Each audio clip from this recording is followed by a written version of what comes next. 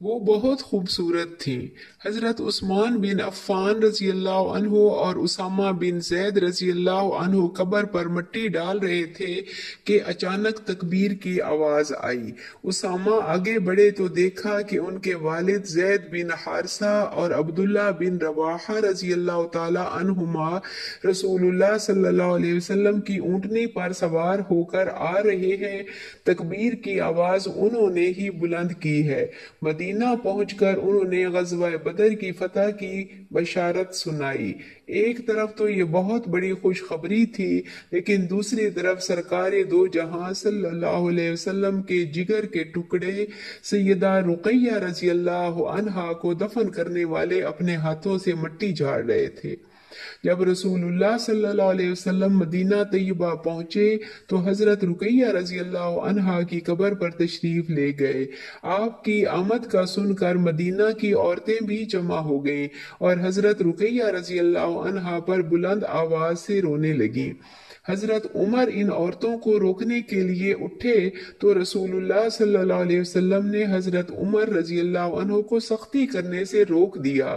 پھر عورتوں سے ارشاد فرمایا، شیطانی آواز بلند کرنے سے باز رہو۔ مزید یہ بھی فرمایا، رونے میں کوئی حرج نہیں، جبکہ آنکھیں بہہ رہی ہوں اور دل غمگین ہوں، لیکن نوحہ کرنا اور بین کرنا شیطانی حرکت ہے۔ سیدہ فاطمہ رضی اللہ عنہا بھی والد کی آمد کا سن کر حاضر ہوئیں۔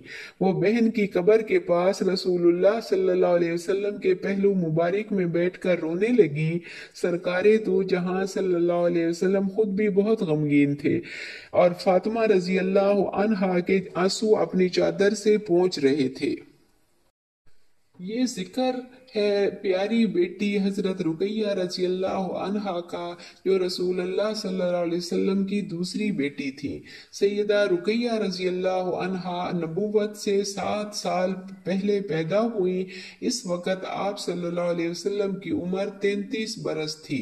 جناب رقیہ رضی اللہ عنہا نے اپنی بہنوں کے ساتھ اپنے عظیم والد کی نگرانی میں پرورش پائی۔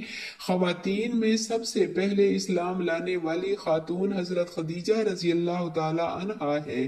انہی کے ساتھ ان کی صاحبزادیاں بھی اسلام لائیں۔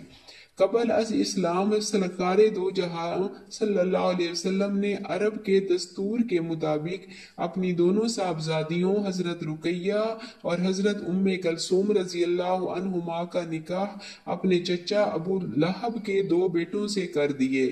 ابھی رخصتی نہیں ہوئی تھی کہ اسلام کا دور شروع ہو گیا۔ کفار مکہ کی عداوت بڑھتی چلی گئی۔ انہوں نے رسول اللہ صلی اللہ علیہ وسلم کو مزید اذیت پہنچانے کی ایک کوشش یہ بھی کی کہ ابو العاص سے کہا، تم زینب بنت محمد صلی اللہ علیہ وسلم کو طلاق دو۔ انہوں نے طلاق دینے سے انکار کر دیا۔ ان کے انکار کرنے کے بعد ابو لہب کے بیٹوں پر زور دیا کہ تم دونوں طلاق دے دو۔ ایک روایت میں ہے کہ عتبہ نے اپنے والد اور والدہ کے کہنے پر طلاق دے دی۔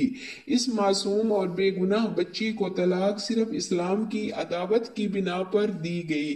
بچی کا کوئی قصور نہیں تھا، محض رسول اللہ صلی اللہ علیہ وسلم کو اذیت دینے کے لیے طلاق دی گئی۔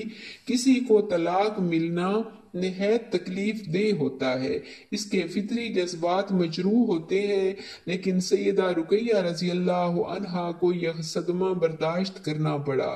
حضرت رقیہ رضی اللہ عنہا کے دل کے جذبات نبی صلی اللہ علیہ وسلم کی زبان سے بد دعا کی شکل میں ظاہر ہوئے۔ وہ مشفق اور مہربان نبی، جن کو اللہ نے رحمت للعالمین بنا کر بھیجا، ہر ایک کے لیے اپنی شفقتیں بانٹنے والے، انہیں بیٹی کا اس قدر صدمہ پہنچا کہ زبان پر ان بدبختوں کے لیے دعا جاری ہو گئی۔ فرمایا، یا اللہ اپنے درندوں میں سے ایک درندہ عتبہ پر مسلط فرما۔ اللہ جل شانہ نے اس کو یوں قبول کیا کہ ایک سفر میں عتبہ جب اپنے ساتھیوں کے ساتھ تھا، ایک شیر نے اس پر حملہ کیا اور اس کو پھاڑ ڈالا۔ حضرت عثمان رضی اللہ عنہ نے رسول اللہ صلی اللہ علیہ وسلم سے سیدہ رقیہ رضی اللہ عنہا کا رشتہ طلب کیا تو آپ نے یہ رشتہ قبول فرما لیا، کیونکہ حضرت عثمان رضی اللہ تعالی انتہائی پارسا خاندانی شرافت کے مالک، شرم و حیا کی دولت سے آراستہ تھے، مالدار اور صاحب حیثیت ہونے کے ساتھ ساتھ سخاوت کی اعلیٰ مثال رکھتے تھے۔ ان کے اخلاق بھی بہت اچھے تھے، نکاح کے ساتھ ہی رخصتی بھی کر دی۔ اللہ جل شانہ نے سیدہ رقیہ رضی اللہ عنہا کو بڑا حسین اور پرکشش بنایا تھا۔ ان کے بارے میں لکھا ہے وَكَانَتْ ذَاتَ جَمَالٍ رَائِعٌ، وہ بہت ہی خوبصورتی والی خاتون تھی۔ حضرت عثمان رضی اللہ عنہ بھی بڑے حسین جوان تھے۔ اس شادی کے بعد قریش کی عورتیں ان پر رشک کرتی کہ اللہ نے کتنا خوبصورت جوڑا بنایا ہے۔ احسن شخصین رأى انسان رقیہ و بعلہا عثمان۔ اس کا ترجمہ یہ ہے کہ انسان نے جو حسین ترین جوڑا دیکھا ہے وہ رقیہ اور ان کے خامد عثمان ہیں۔ اسلام کا ابتدائی دور مسلمانوں کے لیے بہت ہی مشکل تھا۔ کفار کی طرف سے اسلام قبول کرنے والوں پر مختلف قسم کے دباؤ ڈالے جا رہے تھے۔ رسول اللہ صلی اللہ علیہ وسلم نے انہیں یہ مشورہ دیا کہ حبشہ کی طرف ہجرت کر جاؤ۔ حضرت عثمان رضی اللہ عنہ اپنی بیوی کو لے کر حبشہ کی طرف ہجرت کر گئے۔ سیدہ رقیہ رضی اللہ عنہا نے نہ تو کبھی مکہ چھوڑا تھا اور نہ ہی اپنے گھر والوں کو، لیکن اسلام کی محبت اور خامد کی محبت کی خاطر سب کچھ چھوڑ کر چل پڑیں۔ رسول اللہ صلی اللہ علیہ وسلم نے فرمایا حضرت ابراہیم علیہ السلام کے بعد عثمان رضی اللہ عنہ پہلے شخص ہیں جنہوں نے کفار کی ایذاؤں کے باعث اپنی اہلیہ کے ساتھ وطن چھوڑا ہے۔ حبشہ میں کچھ عرصہ قیام کے بعد مکہ واپس آئے، لیکن مکہ کے حالات پہلے سے بھی برے تھے۔ حضرت عثمان اور رقیہ دوبارہ حبشہ چلے گئے، وہاں ایک عرصے تک قیام کیا۔ ان ہجرت والوں کی خیر خبر ایک مدت تک معلوم نہ ہو سکی۔ اسی دوران قریش کی ایک عورت حبشہ کے علاقے سے مکہ آئی۔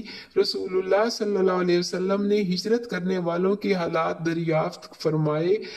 اس نے بتایا کہ اے محمد صلی اللہ علیہ وسلم، آپ کے داماد اور بیٹی کو میں نے دیکھا ہے کہ عثمان رضی اللہ عنہ اپنی بیوی کو ایک سواری پر سوار کیے ہوئے لے جا رہے تھے اور خود سواری کو چلا رہے تھے۔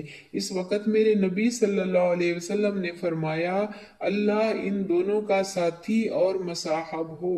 مہاجرین حبشہ نے حبشہ کے علاقے میں ایک مدت گزاری، پھر مکہ واپس آئے اور ہجرت مدینہ کی تیاری کی۔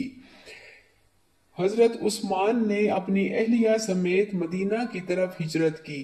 دین کی خاطر گھر بار اور وطن کو چھوڑ کر سفر کی مشقتیں برداشت کرنا کوئی آسان بات نہیں، لیکن اس صاحبزادی کو بار بار ہجرت کی فضیلت کا شرف حاصل ہوا۔